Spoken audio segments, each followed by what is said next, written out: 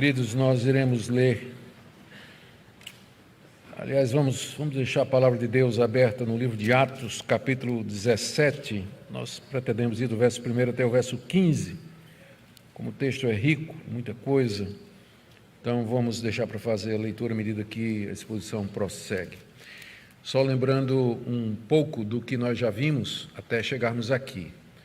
Na mensagem anterior, que foi apoiada na porção anterior do que nós lemos aqui, nós vemos como Paulo e Silas chegam em Filipos, pregam o Evangelho, lemos a respeito da conversão de Lídia e a libertação de uma jovem adivinhadora, que estava possessa de um espírito adivinhador. E os donos da moça, indignados, porque haviam perdido a fonte de lucro, denunciaram Paulo e Silas, que foram açoitados e presos de maneira vil, porque eram cidadãos romanos e tinham direitos, pelo menos, a um julgamento antes de serem apenados. No cárcere, eles louvam a Deus, dão testemunho da sua fé. Deus responde com um terremoto que abala os alicerces da prisão. Os prisioneiros todos se veem soltos. O carcereiro pretende se suicidar. Paulo assegura que todos estão ali e prega o Evangelho a ele e toda a sua casa, que são batizados. E no dia seguinte, quando os magistrados querem que eles vão embora, sorrateiramente, provavelmente sentindo que tinham cometido um erro, Paulo exige que isso seja feito em público, com uma retratação. Não porque Paulo tinha qualquer interesse pessoal nisso, mas porque o Evangelho é que estava em jogo, e era necessário que ficasse claro que eles tinham sido presos injustamente, para não lançar qualquer sombra a respeito do Evangelho. E feito isso, então, atendendo ao pedido das autoridades, eles, se vendo livre da prisão, eles partem de Filipos e eles vão na direção de Tessalônica. E é o que nós veremos hoje, o tempo que eles passaram em Tessalônica e depois na cidade de Bereia. Queira Deus nos guiar e nos abençoar à medida que nós estudamos essa passagem. Em primeiro lugar, então, o relato da chegada deles na cidade de Tessalônica, de 1 a 4.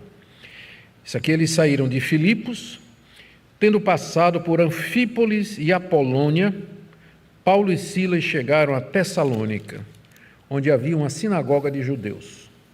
O que quer dizer que em Anfípolis e Apolônia não tinha, né, como Filipos. Então, mas em Tessalônica tinha. Então, eles foram para lá, atraídos pela grande comunidade de judeus que havia lá. Verso 2: Paulo, segundo seu costume, foi procurá-los e por 3 sábados discutiu com eles a respeito das Escrituras, expondo e demonstrando ter sido necessário que o Cristo padecesse e ressuscitasse dos mortos. Paulo dizia: esse Jesus que eu anuncio a vocês é o Cristo. Deixe-me destacar alguns pontos aqui, queridos, dessa leitura inicial daquilo que Lucas escreveu, da chegada deles em Tessalônica. Lembrando aqui que nós estamos em meio à segunda viagem missionária do apóstolo Paulo. Ele está entrando cada vez mais para a região da Macedônia, depois ele vai descer no mapa e vai até Atenas, a capital da Grécia, que nós veremos na próxima segunda-feira, se Deus quiser. Mas aqui nós estamos no meio da segunda viagem missionária. Eles saíram de Filipos, chegam então a Tessalônica, como nós lemos. Se você der uma olhadinha no mapa, eles seguiram para oeste. Olhando aqui para mim, seria a minha direita e a esquerda de vocês. E eles passaram por essas 2 cidades, Anfípolis e Apolônia, que ninguém sabe direito aonde é. Até chegar a Tessalônica, foram 160 quilômetros de viagem. Lembrando que naquele tempo essas viagens eram feitas ou a pé ou a cavalo, provavelmente eles devem ter feito a pé. A Tessalônica era a principal cidade da Macedônia, era a capital e era muito populosa, e ali havia uma comunidade de judeus. Como nós já dissemos aqui, para que se formasse uma sinagoga era necessário 10 homens judeus que apoiassem, suportassem e que servissem de liderança para que se abrisse uma sinagoga. A comunidade de judeus em Tessalônica devia ser muito grande, tinha essa tinha essa sinagoga ali. E Paulo, nós vemos aí do verso 2 até o verso 3, como era o costume dele, foi procurá-los. Paulo era rabino. Naquela época, os rabinos meio que tinham livre acesso aos púlpitos das sinagogas. Cada sinagoga tinha o seu próprio rabino, o chefe da sinagoga. Se chegasse um rabino visitante, a cortesia e o costume fariam com que a palavra fosse oferecida a ele, se ele não teria uma palavra para trazer para o povo. E Paulo se valeu disso. A evangelização no primeiro século, ela começa, o apóstolo Paulo se valendo do fato de que é judeu, para ir às sinagogas judaicas, onde ele tinha liberdade para falar, e ali anunciar o evangelho. Geralmente de lá ele ia para os gentios. Então era essa a sua prática. E lemos aqui que ele conseguiu, por 3 sábados consecutivos, falar na sinagoga de Tessalônica. 3 sábados em seguida. E nós temos aqui o relato que Lucas faz, talvez é o relato mais minucioso que Lucas faz no livro de Atos, de como era a pregação de Paulo. Está aí nos versos 2 e 3. São 3 verbos que Lucas usa. Veja só, final do verso 2, eu vou ler o verso 2 todo. Paulo, segundo o seu costume, foi procurá-los por 3 sábados. Primeiro, discutiu com eles, você tem aí a versão Almeida Antiga, diz arrasou, né? Discutiu com eles a respeito das Escrituras, expondo e demonstrando ter sido necessário que o Cristo padecesse e ressuscitasse dos mortos. Paulo tinha uma vantagem quando ele estava na sinagoga para pregar, é que havia uma base comum entre ele e os judeus, que eram as Escrituras. Paulo usava as Escrituras para demonstrar que Jesus era o Cristo, porque todo judeu cria, a essa altura, o cânon do Antigo Testamento já estava definido. Os judeus já sabiam quais eram os livros sagrados e aqueles que eram considerados como autoritativos, e eles recebiam como palavra de Deus, eram lidos nas sinagogas. Paulo chegava na sinagoga e dizia: as Escrituras que vocês acreditam, e que eu também acredito, elas nos dizem isso, isso, isso e isso a respeito do Messias. Pois bem, o Cristo que estou pregando, o Jesus que eu estou anunciando a vocês, é esse Messias, e eu posso provar isso pelas Escrituras.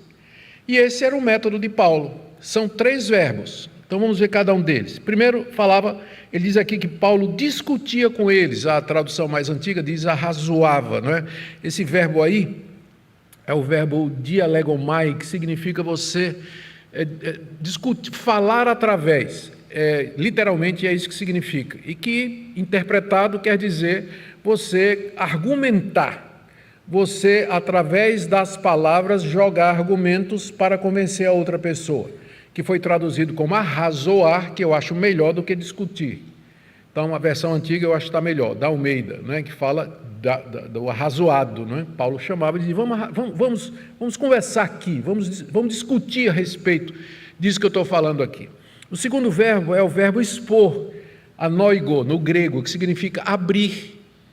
E não é isso mesmo, não é? É interessante, Paulo abria, expunha a Escritura para eles. É isso que a palavra quer dizer no original, né? Expor. Você pega alguma coisa que está fechada e revela o conteúdo que antes estava obscuro, como quem abre um ovo de Páscoa, né? Você tira lá o embrulho e aparece o ovo, quebra o ovo e lá dentro tem um conteúdo. Paulo pegava as Escrituras do Antigo Testamento e abria, expunha, e dizia, está vendo isso aqui? Olha, isso aqui é Cristo. É o Cristo que eu estou pregando. Terceiro verbo, demonstrar, para te temer, significa colocar uma coisa ao lado de outra para comparação. É como se ele dissesse, olha, você está vendo o que é que Isaías está dizendo aqui no capítulo 53, que o Cristo tinha que morrer, morreu pelos pecados, sofreu pelas nossas iniquidades? Pois foi exatamente isso que aconteceu com Jesus de Nazaré, lá em Jerusalém. Ele morreu, foi rejeitado pelo nosso povo, ele sofreu. Então, ele colocava as Escrituras de um lado e Cristo do outro lado e dizia para os judeus, comparem e vocês vão ver que o Cristo, que o Jesus que eu estou anunciando para vocês, ele é o Messias de Israel. É isso que nós chamamos de pregação expositiva. Expor a Escritura, mostrar o sentido da Escritura, comparando, arrazoando, discutindo e tendo as Escrituras como base daquilo que nós estamos querendo dizer. A partir daí, desse método, Paulo anunciava que Jesus era o Cristo. Ele mostrava aos judeus que estava escrito que o Messias deveria padecer e sofrer pelos pecados. Não faltam textos no Antigo Testamento para mostrar isso, a começar pelos textos que falavam dos sacrifícios de animais e que sem sangue ninguém podia chegar perto de Deus. Tinha que ter sangue para que se pudesse chegar, para que se pudesse ter perdão de pecados. Começando daí, já podia provar que o Salvador do mundo tinha que morrer e derramar sangue para que as pessoas pudessem chegar diante de Deus. A ressurreição de Cristo, Salmo 16, os profetas falam, no final do livro de Daniel, a ressurreição dos mortos, e tantas outras passagens do Antigo Testamento que Paulo trazia para a discussão e dizia: olha, o Messias, vocês talvez nunca entenderam isso, mas o Messias tinha que primeiro sofrer, morrer e ressuscitar. Na escatologia judaica, no pensamento judaico, eles aguardavam a chegada de um Messias glorioso. Essa era a expectativa, e era natural. Esse conceito se desenvolveu durante o período intertestamentário, quando os judeus sofreram debaixo, primeiro dos babilônicos, primeiro dos assírios, depois dos babilônicos, depois dos medos e persas, depois dos gregos e depois dos romanos. Eles nunca mais, depois que foram exilados, nunca mais tiveram rei. Esperavam o retorno do filho de Davi para reinar sobre Israel. Todos os reis nesse período, antes de Cristo, eram, por exemplo, como Herodes. Herodes nem judeu era um idumeu que foi nomeado por César para ser o rei dos judeus. Os judeus não aceitavam Herodes, porque nem judeu ele era. Estavam esperando a chegada do filho de Davi. Só que eles esperavam que quando o filho de Davi viesse, viria em glória, cavalgando num cavalo branco, liderando um exército poderoso para esmagar os romanos e fazer de Israel a capital do mundo. E aqui Paulo está dizendo: vocês nunca entenderam as Escrituras. Convinha que o Messias primeiro sofresse. Ele primeiro tinha que vir humilde. Ele tinha que vir no estado de humilhação, de sofrimento, para poder pagar o pecado do povo de Deus, para que o mundo pudesse chegar à presença de Deus. E para que ele venha uma segunda vez em glória, ele tinha que ressuscitar dos mortos, e foi isso que aconteceu. Vocês estão esperando um Messias político, glorioso, mas eu prego a vocês um Messias crucificado e ressurreto, porque esse é o caminho de Deus. E ele abria as Escrituras e dizia: examine aqui, leiam aqui, vejam se o que eu estou dizendo não é verdade. E dessa maneira, nós lemos aqui que Paulo convenceu muita gente. Vejam aí o que diz o verso 4. Alguns deles, aqui os judeus, alguns dos judeus foram persuadidos e se juntaram a Paulo e Silas. O mesmo aconteceu com numerosa multidão de gregos piedosos e muitas mulheres importantes. Eu já disse aqui para vocês que o grupo de onde veio o maior número de convertidos no primeiro século era dos tementes a Deus. Vocês lembram daquela categoria que eu falei para vocês? Quando Paulo chegava numa cidade, numa sinagoga, e ele pregava o evangelho, tinha 4 grupos. O judeu mesmo, né, étnico, circuncidado, guardava a lei de Moisés. Depois você tinha o prosélito, que era um não-judeu que tinha se tornado judeu, através da circuncisão e do batismo. Depois você tinha o temente a Deus, eram aqueles não-judeus que gostavam do judaísmo, mas não o suficiente para se circuncidar. Eles ficavam ali, eram como que congregados que a gente tem nas igrejas. O pessoal que frequenta, mas nunca se torna membro da igreja. Mas está lá todo domingo, gosta, né, mas nunca toma o passo de se batizar e professar fé em Cristo Jesus. Eram chamados tementes a Deus. E a 4ª categoria era dos gentios mesmo, dos pagãos, que não tinham o menor interesse no judaísmo, não eram influenciados por nada daquilo que vinha de Moisés ou da sinagoga ou coisas assim. Então, eram essas 4 categorias de pessoas de onde vinham os convertidos da igreja no primeiro século. E aqui você lê 3 delas, não é? Diz aí, primeiro, que alguns foram persuadidos, alguns judeus acreditaram no que Paulo estava dizendo e se converteram. E depois ele fala numerosa multidão de gregos piedosos. O grego piedoso era o temente a Deus, que não tinha virado prosélito. Ele temia Deus, cria que o Deus de Israel era o Deus verdadeiro, ele não era idólatra, ele tinha renunciado aos deuses pagãos, mas não tinha se tornado judeu através da circuncisão. Então, uma numerosa multidão de homens assim creu no que Paulo estava dizendo. E aí vieram as mulheres. muitas mulheres importantes. Também eram mulheres piedosas, tementes a Deus, e elas aparecem em praticamente todas as cidades onde Paulo prega. Eram mulheres da alta sociedade que eram impressionadas com o judaísmo e elas financiavam as sinagogas. Elas ajudavam financeiramente a sinagoga, elas tinham influência na cidade. Pois bem, a palavra de Deus alcançou todas essas pessoas, ali na cidade de Tessalônica. E tudo isso como resultado da palavra de Deus, não é? Você percebe que, pelo menos não está dito que Deus usou qualquer outro meio a não ser a sua palavra para começar esse avivamento espiritual na cidade de Tessalônica. Em outros lugares, Paulo foi capaz de fazer sinais e prodígios, como nós vimos na primeira viagem. Alguns sinais, alguns milagres extraordinários que atraíam multidões. Mas aqui não é nada disso, aqui é a palavra escrita, exposta, ensinada, que atrai multidões, que persuade as pessoas, que levam as pessoas realmente a crer em Cristo Jesus. E de fato, muita gente se voltou, não é? Um dos convertidos, chamado Jason, hospedou Paulo e Silas. Nós vamos ver mais traços dele adiante, né? Talvez seja aquele Jason de Romanos 16, 21, que Paulo diz que era parente dele, não sabemos. Mas um desses hospedou Paulo e Silas. O texto diz aí que eles se juntaram, foram persuadidos e se juntaram a Paulo e Silas, o que indica a formação da igreja de Tessalônica. Se ajuntaram e disseram: nós estamos com vocês, estamos juntos, somos irmãos. E aqui nasce a igreja de Tessalônica, uma igreja muito importante, que vai receber 2 cartas do apóstolo Paulo, talvez 2 das primeiras cartas do apóstolo Paulo, que escreveu por extrema necessidade, veremos em seguida. Mas, agora vem a segunda parte, né? O diabo nunca fica quieto, né? O diabo nunca está quieto. Está aí do verso 5 até o verso 9, e os judeus incrédulos movem uma perseguição contra Paulo e Silas. Vamos ler aí, do verso 5 a 9. Os judeus, porém, os que não creram, né, movidos de inveja, trazendo consigo alguns homens maus dentre a malandragem, reuniram uma multidão e provocaram tumulto na cidade. E atacando de surpresa a casa de Jason, procuravam trazer Paulo e Silas para o meio do povo. Porém, não os encontrando, arrastaram Jason e alguns irmãos diante das autoridades, gritando: estes que promovem tumulto em todo o mundo chegaram também aqui. E Jason os hospedou na casa dele. Todos estes agem contra os decretos de César, dizendo que existe outro rei chamado Jesus. Tanto a multidão como as autoridades ficaram agitadas ao ouvir estas palavras, porém, depois de terem recebido deles a fiança estipulada, as autoridades soltaram Jason e os outros.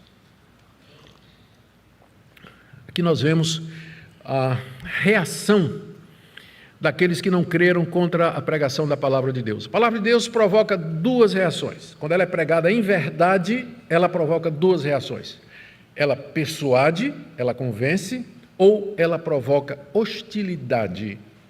Mas dificilmente, se a pregação, se o ministério, ele não provoca nenhuma reação, as pessoas saem indiferentes. Então, alguma coisa está errada, porque, biblicamente falando, a palavra de Deus, ela é espada de 2 gumes, e quando ela corta ou para o bem ou para o mal. Como a gente costuma dizer, né? O mesmo sol que derrete a cera é o mesmo sol que endurece o barro. Paulo, falando sobre isso, ele diz lá na 2ª carta aos Coríntios: nós somos o bom perfume de Cristo, nos que se salvam, nos que se perdem, é um mau odor, é um mau cheiro. Para quem se perde, o evangelho fede, mas para quem é salvo, o evangelho é o suave perfume de Cristo, e não tem meio termo aqui. Onde Paulo chegava e pregava, essas 2 reações aconteciam. Numerosa multidão se convertia, os que não se convertiam começavam uma perseguição. E é o que nós vemos aqui, como nós acabamos de ler. Eles, diz aqui o texto, não é, que se encheram de inveja por ver as multidões vindo ouvir Paulo durante aqueles 3 sábados em seguida. E ficaram com inveja e com raiva de que eles acreditavam que Jesus era o Messias. Como eles não podiam argumentar com Paulo, como eles não tinham resposta para dar a Paulo, aquilo que Paulo estava ensinando, então eles apelaram para a violência. A violência é o recurso de quem não tem argumento. Acabou o argumento, não tem como argumentar, então resta o quê? Ir para o pau. Vamos para a violência, vamos calar a boca desse pessoal. Já que eu não consigo calar com argumento, eu vou calar pela violência. E foi exatamente isso que aqueles judeus de Tessalônica fizeram. Diz aqui o texto que eles foram buscar alguns homens maus, dentre os malandros, né? Já tinha malandro desde aquela época, né? Foram procurar os malandros lá nas ruas de Tessalônica, juntaram uma turba lá, deve ter pago, né? Subornado esse pessoal, e eles sabiam que Paulo e Silas estavam hospedados na casa de Jason. E aí deram a orientação para que essa turba cercasse a casa e trouxesse Paulo e Silas para fora, para castigá-los, puni-los, bater neles, talvez até matá-los. Mas diz aí o verso 6 e o verso 7 que eles não estavam lá. Paulo e Silas não estavam lá. Provavelmente os irmãos, aqueles que tinham se convertido, numerosa multidão, talvez a influência das mulheres da alta sociedade, que souberam o que ia acontecer. De qualquer forma, protegeram Paulo e esconderam Paulo da multidão, da turba. Quando assaltaram a casa de Jason, Paulo não estava lá. Mas aí os judeus e os malandros pegaram Jason e alguns irmãos e levaram lá para a praça pública onde estavam as autoridades. Vocês lembram? Eu já falei como funcionava. A praça era o centro nervoso da cidade. Era ali que se fazia comércio, se faziam transações, se fechavam negócios. É lá onde estava o fórum, o tribunal e os politarcas, é o nome que se dá em grego aos juízes que eram nomeados pelo Império Romano para resolver questões entre os cidadãos, questões administrativas, civis, de terra, de dinheiro, de herança, tudo era resolvido pelos politarcas ali. Foram eles que tinham jogado Paulo e Silas na prisão em Filipos, né? Era o mesmo tipo de gente, a mesma palavra, inclusive, que é usada. Então, os judeus levaram Jason e os outros diante dos politarcas e fizeram uma acusação muito séria. Disseram assim: esses que têm perturbado o mundo todo chegaram na nossa cidade. Então o cristianismo já era famoso por causar arruaça, né? O cristianismo já era famoso. Onde chegava, como eu disse, onde chegava os cristãos causavam arruaça. E não está errado não a acusação, está certo, é verdade. Os cristãos eram conhecidos exatamente por serem perturbadores da paz. Não foi isso que o rei Acabe disse a Elias? És tu, perturbador de Israel? Não foi isso que o Acabe disse para Elias? Pois é exatamente isso. Paulo e Silas eram os perturbadores da paz mesmo, porque onde eles chegavam, dava essa confusão toda. Então não estavam errados não. Mas por que então a preocupação? A preocupação é que o tumulto promovido pelos cristãos era por causa da mensagem deles. Eles diziam que Jesus era Kyrios, era Senhor, um título que era usado para o César. Os cristãos não chamariam César de Kyrios, eles diziam que esse título é para aquele que está acima do César, que Cristo é o Rei do mundo, que Ele ressuscitou dos mortos e tem todo o poder no céu e na terra. Portanto, eu me curvo diante de Cristo, mas eu não queimo incenso a César, como era obrigado. A religião do Império Romano, naquela época, exigia que todo mundo, debaixo do Império Romano, queimasse incenso a César. Os cristãos não fariam isso. Não fariam. Há histórias dos mártires do século I e II, há casos assim de que os mártires eram levados à arena para serem comidos pelos leões, e antes disso, as autoridades diziam: está aqui um grão de incenso, está aqui um altar. Queime esse grão de incenso aqui no altar em homenagem a César e você não vai perder sua vida. E muitos cristãos preferiam morrer do que queimar um grão de incenso em homenagem a César. E era isso então que deixava as autoridades revoltadas e todo mundo revoltado, né? Agora, a pergunta é, por quê? Não é esse medo todo, porque diz aí o texto, né, no verso 8, primeiro no verso 7, né? Todos esses agem contra os decretos de César, dizendo que existe outro rei chamado Jesus. Eles diziam mesmo, os cristãos não tinham medo não, eles eram arruaceiros nesse sentido, né? Agora, tanto a multidão como as autoridades ficaram agitadas ao ouvir essa palavra. Por quê? É porque eles assim tinham zelo e amor pelo César? Não, é porque se os romanos soubessem que lá na cidade de Tessalônica tinha um foco de resistência contra o César, mandariam os exércitos na cidade dizimar todo mundo. Então o medo deles era a represália do César, era a represália das autoridades romanas. Por isso que eles resolveram, olha, vamos abafar isso aqui. No próximo versículo nós já lemos aqui que eles disseram o seguinte: olha, paga uma fiança e vou embora. Não façam mais barulho, que a gente não quer chamar a atenção do exército romano. Vocês aqui, dizendo que tem outro César, vão pensar que nós estamos abrigando aqui uma sedição. Daqui a pouco os exércitos estão aqui na porta, vai matar todo mundo, vai acabar com a cidade. Vocês pagam aqui uma fiança e vocês vão embora. Pagam uma multa e vão embora. E a gente deixa vocês ir livres. Foi isso que aconteceu. Mas em cada cidade era exatamente isso aí. Santos arruaceiros, não é? Paulo e Silas, pregando a palavra de Deus, afirmando a verdade, numa época de intolerância religiosa, porque não tinha mesmo liberdade religiosa, era a religião do imperador, tinha que ser obedecido, não tinha exceção, mas eles não tinham medo disso aí. E eles estavam dispostos a pagar com a vida o direito de proclamar a verdade do Evangelho. E Deus honrou o que eles fizeram com a conversão de tanta gente ali na cidade de Tessalônica. Muito bem, os amigos então, os responsáveis por Paulo e Silas, entenderam que estava na hora deles saírem. Nós não temos muita certeza quanto tempo Paulo e Silas ficaram na cidade. Nós lemos que eles passaram 3 sábados, não é? Pregaram 3 sábados em sequência.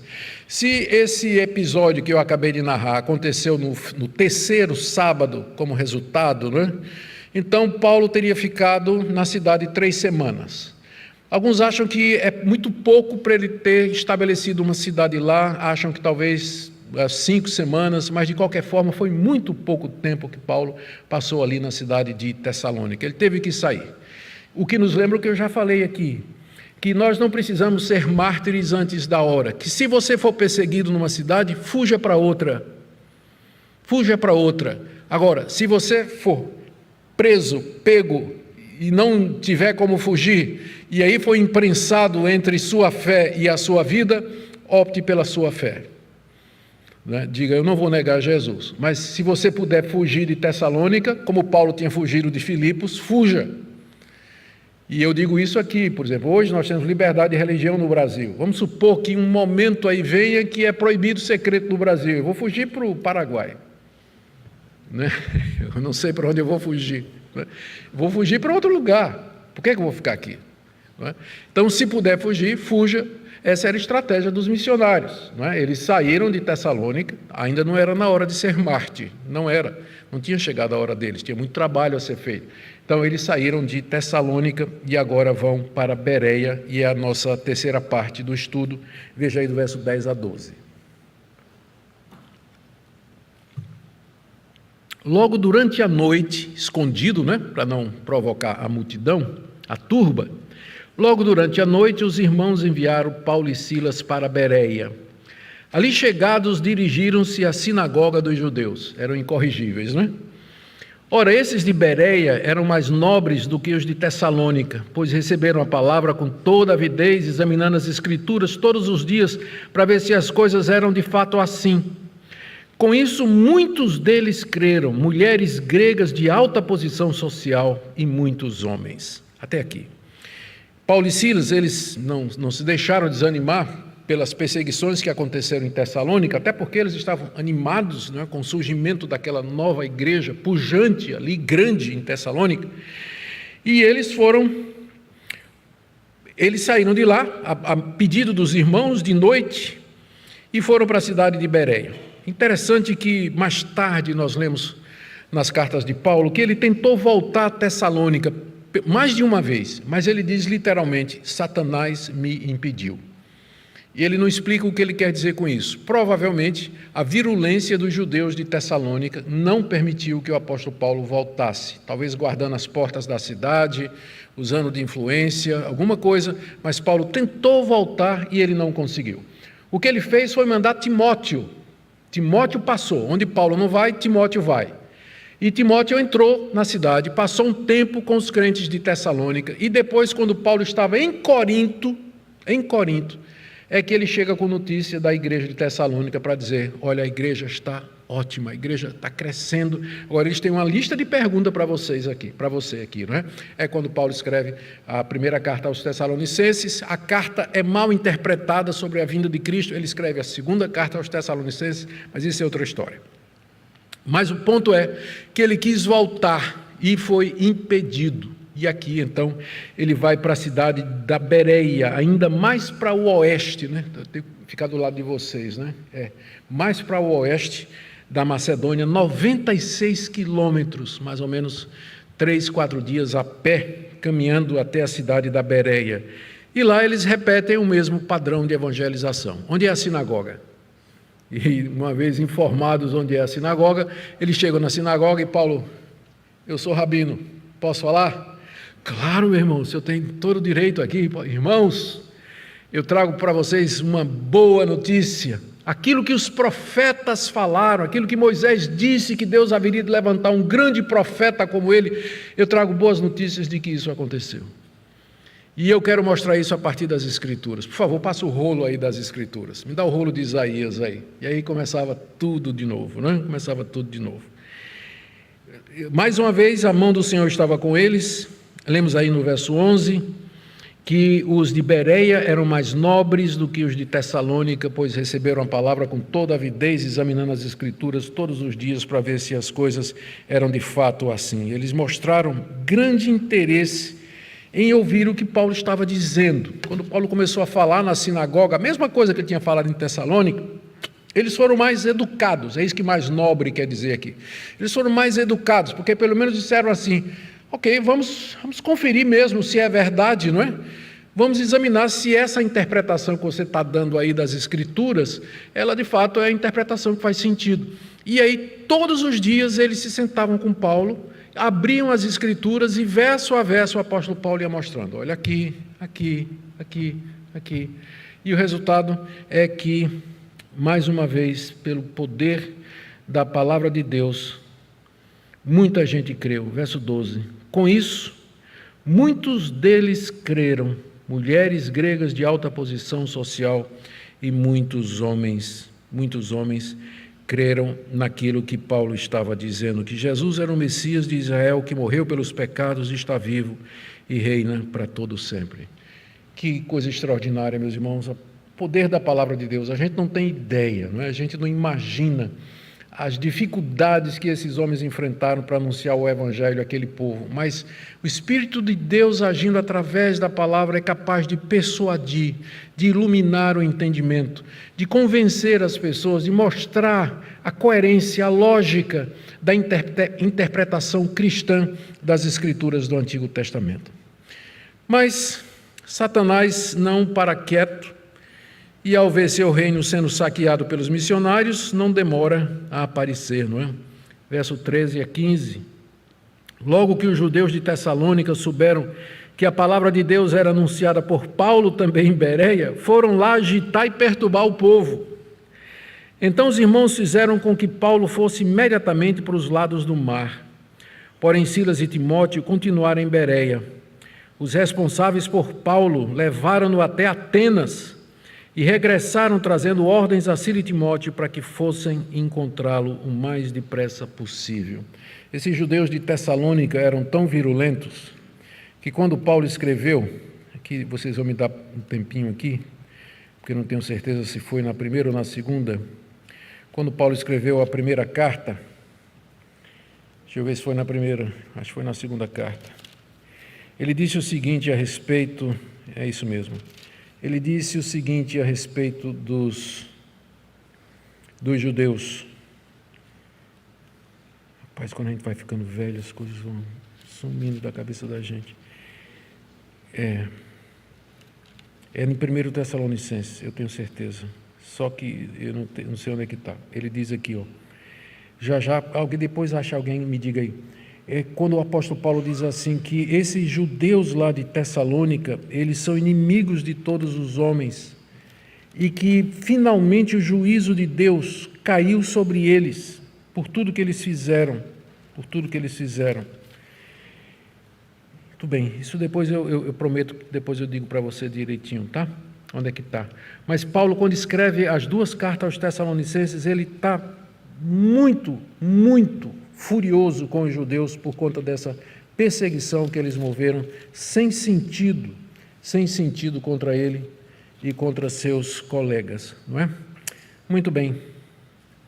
Está aqui na primeira carta, no capítulo 2, 1 Tessalonicenses, quando ele diz no verso 18, quisemos ir até vocês, pelo menos eu, Paulo, uma vez, porém Satanás nos barrou o caminho. Muito bom. E agora eles vão atrás de Paulo em Bereia, não é? Os de Tessalônica, não satisfeitos com o que já tinham feito com os cristãos em Tessalônica, agora eles vão atrás em Bereia. E novamente eles conseguem levantar um tumulto usando as mesmas argumentações.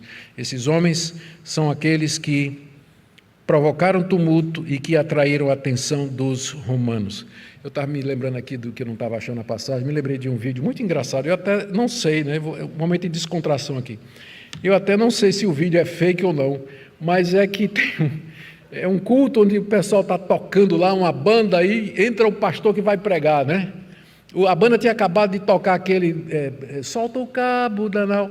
Aí o pastor entra e diz, meus irmãos, eu vinha pregar sobre Daniel, mas eu vou pregar aqui sobre Danal, não é? Danal era um homem valente, mandaram que ele soltasse o cabo, ele não soltava de jeito nenhum. Eu não sei onde é que isso está na Bíblia, mas eu venho pregar sobre Danal. Eu estou igualzinho aqui, não é? Eu não sei onde é que isso está na Bíblia, mas eu sei que está.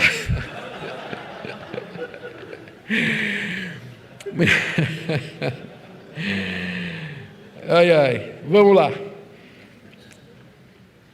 Nós lemos aqui, verso 13 em diante, que os judeus de Tessalônica foram lá para Bereia, fizeram todo aquele percurso até a cidade de Bereia, movidos pelo ódio intenso que eles tinham do apóstolo Paulo e da mensagem do Evangelho.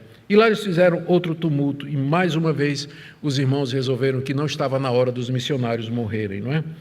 E dizem aqui que fizeram com que Paulo fosse imediatamente para os lados do mar. Se você olhar no mapa, Paulo agora desce para a costa norte do mar Mediterrâneo. E ele vai pegar um barco, acompanhado pelos irmãos de Bereia, ele vai pegar um barco e vai fazer uma longa viagem até Atenas. Agora ele vai de barco até a cidade de Atenas. E uma vez que ele chega lá em Atenas, ele manda recado para Silas e Timóteo, que ficaram em Bereia, para poder dar apoio à jovem cidade. E ele mandou dizer, não demorem em vir ter comigo. Só que eles demoraram. Nós vamos ver aqui que Paulo evangelizou Atenas, foi para Corinto, e lá em Corinto é que ele vai se encontrar outra vez com seus colegas de ministério. Eu quero terminar aqui com algumas lições preciosas. Como eu disse para vocês, esse texto tem muita coisa. Primeiro, a respeito da pregação. Esse texto é importante porque é uma das passagens do Novo Testamento onde o tipo de pregação que Deus intenta para a igreja é demonstrado de maneira muito clara. Arrazoado, exposição, abertura da Escritura, explicação, comparação. Ou seja, nós temos que pregar a palavra. É isso que a igreja brasileira precisa. Ouvir a palavra de Deus. Não precisa de gente para pregar sobre Danal, né? Mas tem que pregar a palavra de Deus, expor a Escritura com verdade. Segunda coisa, a perseguição que sempre se levantou contra o cristianismo. Foi assim no século I, continuou pelos 4 séculos seguintes. Depois, na Idade Média, apesar do Edito de Milão de Constantino dando liberdade religiosa a todas as religiões, inclusive o cristianismo, o verdadeiro cristianismo continuou sendo perseguido e continua até o dia de hoje a ser a religião mais perseguida do mundo, porque os cristãos, quando estão no melhor da sua forma, eles são de fato arruaceiros. Eles vão perverter a ordem, eles vão falar do pecado, eles vão falar da necessidade de arrependimento, de mudança de vida, eles vão botar o dedo na ferida, vão mexer com as pessoas. Quando o cristianismo verdadeiro é pregado, isso de fato acontece. Também aqui a gente aprende a opção de fugir de uma cidade para outra, de um lugar para outro. Se perseguição vier um dia, você está no emprego, ou está numa situação, ou sei lá, em que ocasião você se encontra onde a perseguição vem, você não é chamado por Deus a ficar ali, se a porta se abre para que você saia daquilo ali, daquela situação e vá para outra onde você possa viver em paz. Em quarto lugar, disposição de sofrer pelo Evangelho. Paulo e Silas eram imparáveis, né? Não sei se existe esse advérbio aí, ou adjetivo, mas eles não se deixavam abater por absolutamente nada, eles foram chamados, vocacionados. Vocês sabiam que muitos dos missionários abandonam o campo no primeiro ano? Jovens que resolvem ser missionários e pregar o Evangelho, a maioria desiste no primeiro ano. Aqui estão verdadeiros missionários, mortos para si mesmos, mortos para o conforto da vida, certos da vocação e do chamado, que estão dispostos a percorrer céu, terra e mar, desde que eles possam anunciar a Cristo e esse crucificado. E por último, eu gostaria de dizer a você que está diante de Deus, perguntando: Deus, o que o Senhor quer da minha vida? Considere a possibilidade. Eu sei que hoje em dia as pessoas pensam muito: eu quero ser médico, eu quero ser fisioterapeuta, eu quero ser advogado. São todas profissões muito boas. Nós cremos, como reformados que somos, que toda vocação é santa. Não existe diferença entre leigo e clérigo, entre santo e profano. Toda vocação é de Deus. Você pode servir a Deus em qualquer coisa, mas eu queria que você refletisse na possibilidade de um envolvimento maior com a obra de missões, porque isso aqui está inacabado. Isso aqui atinge isso que nós estamos lendo é uma gotinha d'água no oceano de 9 bilhões, 8 bilhões de pessoas que nós temos no mundo hoje, que precisam ouvir o Evangelho. Considere a obra missionária no seu coração. Amém? Vamos ficar